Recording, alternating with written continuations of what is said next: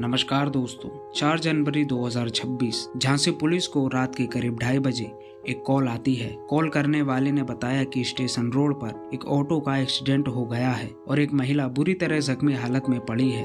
Police की team फौरन मौका वारदात पर पहुंचती है, जहां सड़क के बीचों बीच एक ऑटो बिल्कुल सिर के बल उल्टा पड़ा था। उसके शीशे चकनाचूर हो चुके थे और पास ही पड़ी थी खून से लथपथ एक महिला। लेकिन जैसे ही पुलिस ने महिला को संभालने की कोशिश की तो ये देखकर चौंक गई कि यह महिला कोई और नहीं बल्कि झांसी की पहली महिला ऑटो ड्राइवर अनीता चौधरी थी। ऑटो के नीचे दबने की वजह से अनीता की मौत हो चुकी थी। उसका जिस्म ठंडा पड़ चुका था।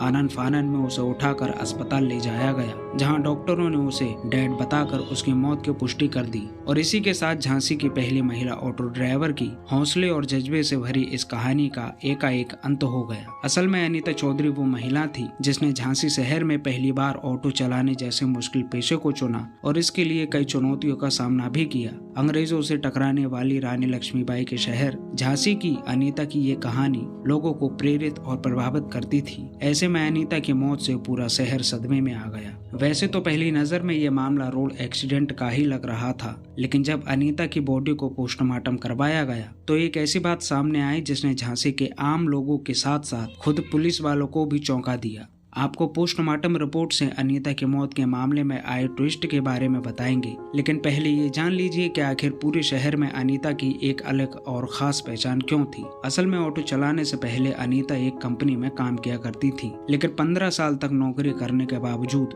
साल 2020 में एक रोज उसकी अपने सुपरवाइजर से कहासुनी हो गई। बात खुददारी पर आई तो अनीता ने नौकरी छोड़ दी और नई शुरुआत करने के इरादे से झांसी से महाराष्ट्र चली आई। ये उन्हीं दिनों की बात थी जब कोरोना अपने पांव पसारने लगा था, लिहाजा लॉकडाउन के डर से अनीता को घर लौटना पड़ा। यहाँ आकर उसने ऑटो चलाने की ठानी, लेकिन दिक्कत ये थी कि कोई भी बैंक इसके लिए अनीता को लोन देने को तैयार नहीं थी। यहाँ तक कि खुद अनीता के पति ने भी तब अनीता के ऑटो चलाने के फैसले का विरोध किया था और लोन हासिल करने में कोई भी मदद नहीं की थी। लेकिन अनीता की कोशिश चलती रही और आखिरकार उसने लोन हासिल कर ही लिया और एक नई ऑटो खरीद ली। इसके बाद उसने ऑटो चलाना सीखा और काम में जुट गई। उसके इसी जज्बे को देखते हुए शहर के कई संस्थाओं के साथ साथ तत्कालीन डीआईजी जोगेंद्र ने भी उसे सम्मानित किया, जिसके बाद धीरे धीरे कई महिलाओं ने ऑटो और ई रिक्शा ड्राइविंग जैसे पेशे को अपनाया। लेकिन झांसी में एक नई शुरुआत करने वाली अनीता की मौत ने अब लोगों को सकते में डाल दिया था। अब आते हैं मौत की असली वजह पर। मामला एक्सीडेंट का था तो पुलिस ने अनीता के शव को अगले दिन पोस्टमार्टम के लिए भिजवाया, लेकिन जब 2 डॉक्टरों ने पोस्टमार्टम किया तो उसकी मौत का असली राज जानकर लोग चौंक गए। अनीता की मौत रोड एक्सीडेंट में नहीं हुई थी, बल्कि उसे गोली मारकर हत्या की गई थी। डॉक्टरों की फोरेंसिक जांच के दौरान उसके गले के पास से एक गोली फंसी हुई मिली। डॉक्टरों ने बताया कि उसे कनपट्टी पर गोली मारी गई थी, जो गले में जाकर फंस गई। खुद अनीता के घर वाले भी इसे कत्ल का मामला बता रहे थे।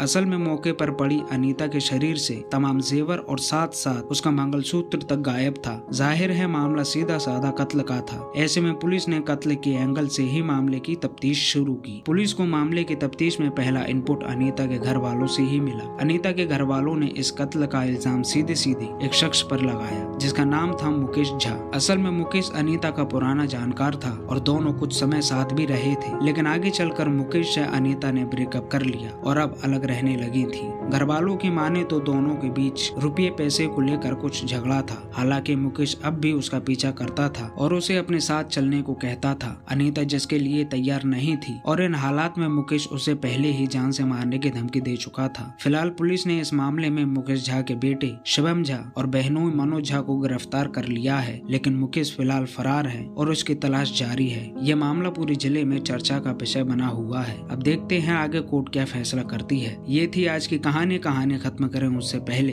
अगर आपने अब तक हमारे चैनल को सब्सक्राइब नहीं किया है तो जल्दी से चैनल को सब्सक्राइब कर दीजिए। मिलते हैं किसी और वीडियो के साथ, तब तक अपना और अपनों का ख्याल रखें।